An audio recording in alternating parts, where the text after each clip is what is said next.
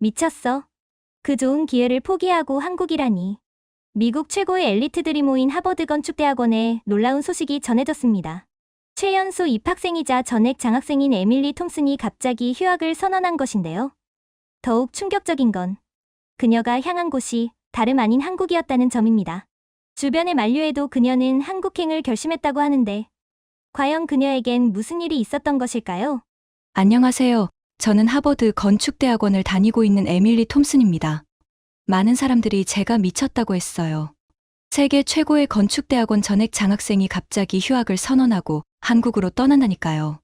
하지만 저에겐 이유가 있었습니다. 바로 할아버지, 제임스 톰슨의 마지막 부탁 때문이었죠. 저희 할아버지는 제가 어렸을 때부터 남들과는 달랐습니다. 다른 참전 용사들이 하던 한국전쟁의 비극적인 이야기보다는 늘 한국인들의 놀라운 의지와 불굴의 정신을 말씀하시곤 했거든요.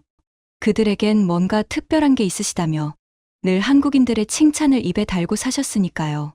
할아버지는 군의관이셨지만 당시의 기록을 남기기 위해 스케치북을 들고 다니셨다고 해요. 그리고 작년 겨울 돌아가시기 직전 그 스케치북을 제게 유언으로 주셨습니다. 제가 꿈꾸는 건축의 미래는 한국인들이 이미 만들어가고 있으니 그들의 잠재력을 직접 보며 성장하길 바란다면서요. 이어서 할아버지께서 보셨던 한국인들의 불굴의 의지를 내가 직접 확인해주라는 말을 남기셨어요. 제 소개를 제대로 안 했군요.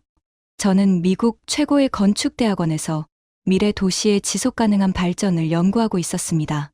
그런 제게 할아버지는 70년 전 서울의 스케치북을 남기셨는데 그 속에 담긴 이야기들은 살면서 쌓아온 저의 모든 것을 바꿀 정도로 충격으로 다가왔어요.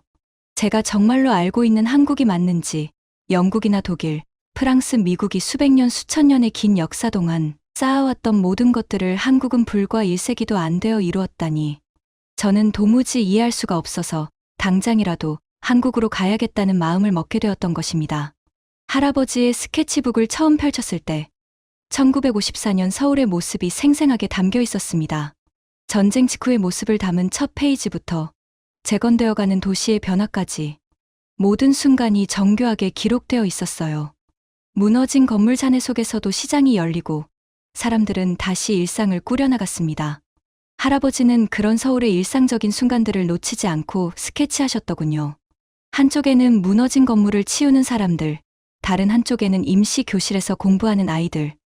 할아버지는 그 모든 모습 하나하나를 세심하게 담아내셨어요. 특히 인상 깊었던 건 스케치 옆에 적힌 할아버지의 메모였습니다. 오늘도 놀라운 광경을 목격했다. 완전히 폐허가 된 이 도시에서 사람들은 희망을 이야기한다. 폐허 속에서도 미래를 그리는 이 사람들. 그들의 눈빛에서 이 도시의 미래가 보인다. 페이지마다 적힌 메모에는 할아버지의 놀라움이 고스란히 담겨 있었어요. 모든 것을 잃은 상황에서도 더 나은 미래를 꿈꾸는 한국인들의 모습에 대한 감동이 절절히 묻어났습니다. 이 나라는 반드시 일어설 것이다. 나는 오늘도 그것을 확신하게 되었다. 스케치북 중반부로 갈수록 도시의 모습은 조금씩 달라지고 있었습니다. 무너진 건물 잔해 사이로 새로운 건물들이 하나둘 들어서기 시작했고 사람들의 발걸음도 조금씩 바빠져 갔어요. 할아버지는 특히 밤늦게까지 공부하는 학생들의 모습을 여러 장 스케치하셨더군요. 촛불 하나 켜놓고 책을 읽는 아이들, 무너진 학교 벽 아래서도 수업을 이어가는 선생님들. 그 중에서도 가장 인상적이었던 건 야간 영어 교실이라고 적힌 스케치였어요. 할아버지의 메모에는 이렇게 적혀 있었습니다. 놀라운 건 이들의 배움에 대한 열망이다. 하루 종일 일하고도 밤늦게까지 공부하는 젊은이들. 그들은 자신들의 미래뿐 아니라 이 나라의 미래까지 그리고 있었다. 스케치북 곳곳에는 재건 현장의 생생한 모습도 담겨 있었습니다. 새벽부터 모여 건물을 복구하는 주민들, 서로 도와가며 일하는 모습들. 할아버지는 그 모든 순간을 놓치지 않고 기록하셨어요. 이들에겐 패배란 없는 것 같다. 오늘 무너진 것을 내일 다시 세우면 된다는 낙관. 이런 정신이라면 이 도시는 분명 놀라운 모습으로 변할 것이다. 인천국제공항에 도착했을 때 제 머릿속엔 할아버지의 스케치가 가득했습니다. 70년 전 할아버지가 그리신 그 도시가 지금은 어떤 모습일지 궁금했거든요. 인터넷이나 잡지 속 사진에선 느끼지 못하는 진정한 한국의 모습을 두 눈으로 담을 수 있다는 것에 더욱 설레기까지 했죠. 첫 목적지는 할아버지가 가장 많은 스케치를 남기셨던 서울역이었습니다. 할아버지의 스케치 속에서 무너진 건물 잔해 위에서 사람들이 임시 거처를 마련하고 있었고 좁은 골목길엔 노점상들이 가득했었죠. 하지만 제 눈앞에 펼쳐진 서울역은 완전히 달랐습니다. 웅장한 고층 건물들 사이로 현대식 기차역이 자리 잡고 있었고 수백 명의 사람들이 분주히 오가고 있었어요. 특히 놀라웠던 건 역사 내부였습니다. 기차역이라기보다는 하나의 작은 도시 같았어요. 지하철, 기차, 공항철도가 한 곳에서 연결되어 있었고 쇼핑몰과 문화시설까지 갖춰져 있었죠. 할아버지의 스케치 속에서 노점상들이 있던 자리에는 현대적인 상점가가 들어서 있었고 한쪽에선 전통시장의 정취도 그대로 살아있었습니다. 과거와 현재가 공존하는 모습이 신기했어요. 가장 인상적이었던 건 서울역 광장에서 본 풍경이었습니다. 할아버지의 스케치 속에서 페어였던 그 자리에 이제는 수많은 젊은이들이 모여 버스킹을 즐기고 관광객들이 사진을 찍고 직장인들이 약속을 잡는 활기찬 공간으로 변해 있었거든요. 그날 저녁 서울역 근처 카페에 앉아 할아버지의 스케치북을 다시 펼쳐보았습니다. 70년 전과 지금의 모습을 비교하면서 할아버지의 마지막 메모가 눈에 들어왔어요. 사람들은 이들을 패배한 나라, 무너진 나라라고 부른다. 하지만 나는 안다. 이들의 눈빛에서 본 것을. 이들은 반드시 세계가 놀랄 나라를 만들어낼 것이다. 그러던 그때 제 옆자리에서 들려오는 대화 소리에 문득 귀를 기울이게 됐습니다.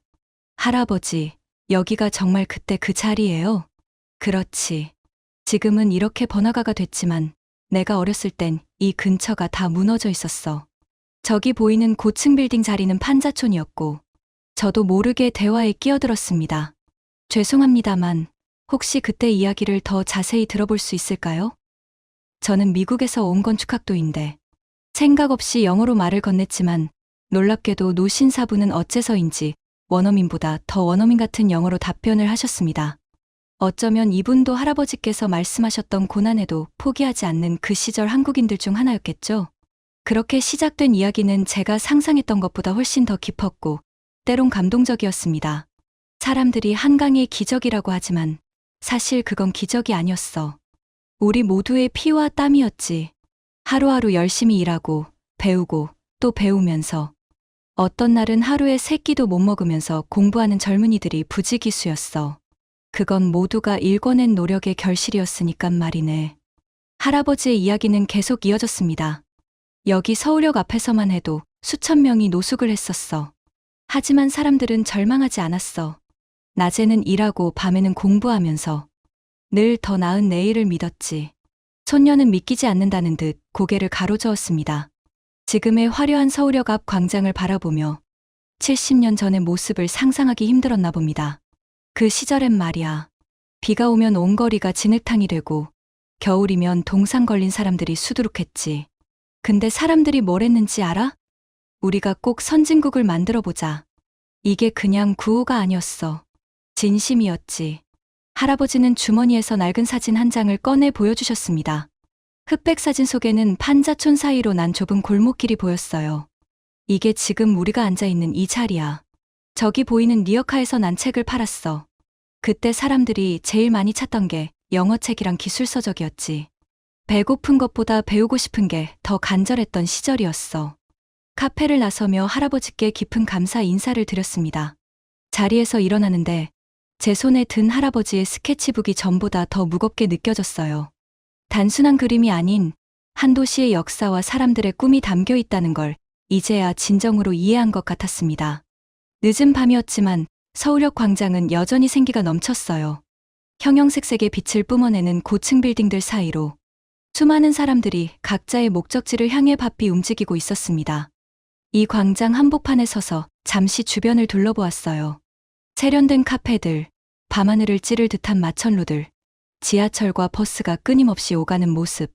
할아버지의 스케치북을 한 장 한 장 넘겨보았습니다. 똑같은 위치에서 그려진 70년 전의 모습들. 판자로 지어진 임시 상점들, 좁은 골목길, 리어카를 끄는 사람들. 그리고 그들의 눈빛에서 할아버지가 발견한 희망. 지금 내가 서 있는 이 자리의 화려함은 그때 그 사람들의 꿈이 하나하나 쌓여 만들어진 결과였던 거예요. 초겨울 밤 공기가 차가웠지만 가슴 한켠이 뜨거워지는 걸 느꼈습니다. 건축을 공부하는 제가 봐도 놀라울 만큼 잘 설계된 이 도시. 그 이면에는 수많은 사람들의 간절한 염원이 숨어 있었다는 걸 오늘에서야 진정으로 깨달은 것 같았어요. 서울에서의 세 번째 아침, 저는 뜻밖의 광경을 목격했습니다. 지하철역 근처 작은 문구점에서 일어난 일이었어요. 고등학생으로 보이는 남학생이 실수로 다른 손님의 커피를 쏟은 겁니다. 미국이었다면 분명 큰 말다툼이 일어났을 상황이었죠. 하지만 놀랍게도 그 손님은 오히려 학생을 걱정하더군요. 괜찮아요? 데이진 않았어요? 더 놀라웠던 건 그 뒤였습니다. 상황을 지켜보고 있던 주변 사람들이 재빨리 티슈를 건네고 점원이 물티슈를 가져오고 어떤 분은 손수건까지 내어주셨어요. 마치 약속이라도 한 듯 자연스럽게 도와주는 모습이 인상적이었습니다. 미국에서라면 상상하기 힘든 광경이었어요. 이런 사고가 났을 때 대부분은 자신과 관계없다는 듯 지나치거나 불편한 표정을 지을 뿐이죠. 하지만 한국에선 마치 일상처럼 너무나 자연스럽게 서로를 도왔습니다. 작은 사고 하나로 본 한국인들의 모습, 그들의 배려심과 공동체 의식은 제가 알던 어떤 도시에서도 보지 못한 것이었습니다. 한국의 발전은 단순한 경제 성장 이상이었습니다. 그날 본 작은 사건은 제게 큰 깨달음을 주었어요. 세계 최빈국에서 원조를 받던 나라가 이제는 세계가 배우고 싶어하는 진정한 선진국으로 성장한 것입니다. 이건 단순히 높은 빌딩을 짓고 좋은 도로를 만든 게 아니었어요. 그들은 경제적 풍요 속에서도 서로를 생각하는 마음, 더 나은 미래를 향한 끊임없는 열정을 잃지 않았습니다.